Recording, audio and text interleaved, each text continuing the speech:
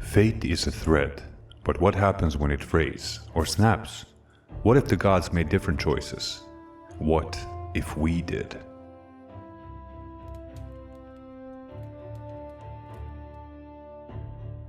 What is good, my dudes? It's your boy ZRG, and today we're kicking off the first episode of Elsebound, a series where we dive into alternate histories across your favorite game universes. In this volume, we're exploring 4 major turning points, all centered on our favorite axe murderer from the God of War universe, Kratos. These aren't just what-ifs, these are roads never taken, destinies shattered before they were even fulfilled. So grab your Leviathan axe, sharpen your blades of chaos, and let's begin.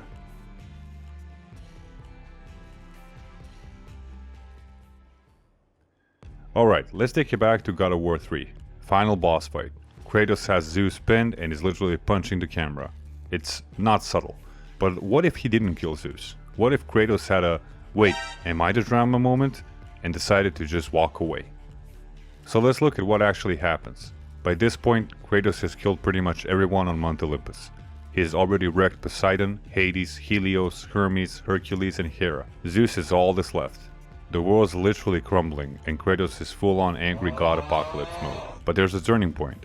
Pandora's sacrifice. It hits different. She represents hope, and her words clearly get to Kratos. Athena tells him that hope lies within him, not in vengeance. So in this alternate timeline, Kratos takes that message seriously. He drops the blade of Olympus, spares Zeus, and walks away.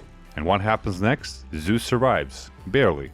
But Olympus is finished. With the rest of the gods dead and their domains destroyed, the divine order is shattered. There's no one to lead, no one to fear, and no one to clean up the mess. Zeus is a king with no kingdom, and now he has to live with the fact that he lost everything. Kratos, meanwhile, becomes a nomad. Maybe he heads east.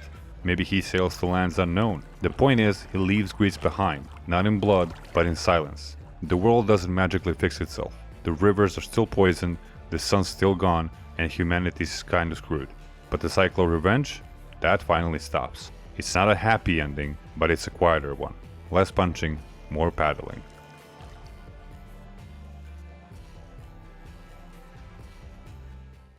Atreus finding out he's Loki is kind of a big deal. But what if he didn't find out at the end of the game? What if he figured it out way earlier? There's a lot in the game that supports this theory. Atreus starts getting sick when he doesn't know who or what he is. His powers flare up, he hears voices, and he's got a weird affinity for animals and ancient languages. Combine that with the Jotnar magic in his veins and some suspiciously timed visions, and you've got a perfect storm for an early awakening. Let's say he figures it out mid-game, maybe around the Magnian Modi fight.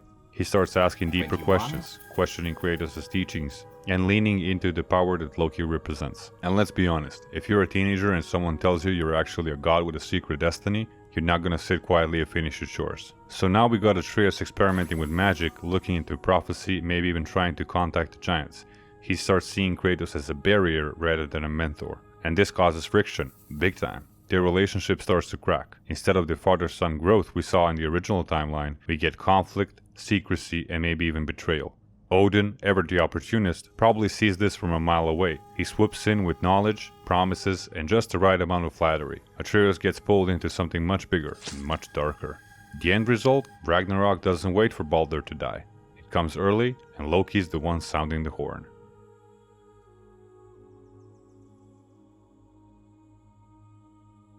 Kratos vs. Baldur.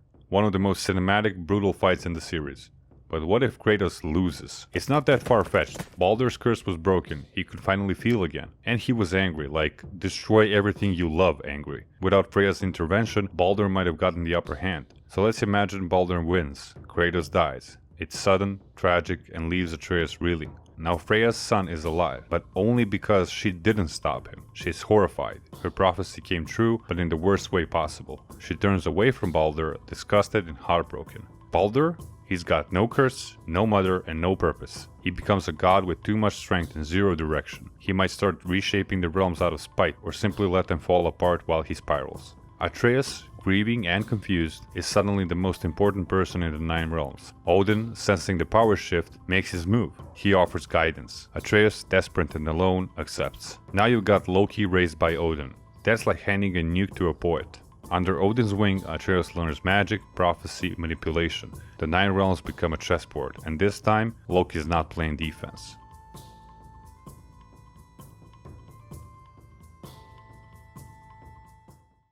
let's say Kratos stays behind. The gods are dead, the rivers are blood, and everything's on fire. But sure, let's rebuild. The thing is, there are still pieces of the Greek world left. We never saw gods like Hecate, Nyx, and Morpheus. They might have been in hiding, waiting for their chance. Without Kratos leaving, there's no clean break. No Midgard, no new life. Just a broken man living in the ashes of his old world. He probably wanders. Maybe he tries to help rebuild. Or maybe he just punches titans out of frustration. Either way, he stays haunted by everything he did. And with no Atreus to anchor him, he doesn't change. The remnants of humanity might see him as a god, a devil, or both. Cults form, kingdoms collapse, magic runs rampant without divine regulation. And here's the twist. Maybe Kratos becomes a symbol again, not of rage, but of balance. The one who destroyed the gods and now keeps the next generation in check. But it's lonely. No redemption, just survival. No boy, no boat rides, no good god of war. So yeah, turns out one different choice from Kratos and boom, the world either ends earlier or way more awkwardly. But we're just getting started. In Volume 2, we're flipping the focus. What if Faye was the one to confront Odin? What if Calliope survived the plague? And what if Kratos didn't raise a blade, but a new pantheon? Yeah, it's about to get emotional, godlike, and just a little bit chaotic. So hit that like button if you're into unraveling fate one theory at a time. Drop your own alternate timeline in the comments, and if you're new, subscribe so you don't miss the next chapter of Elsebound. Until then, Zerg out. Peace!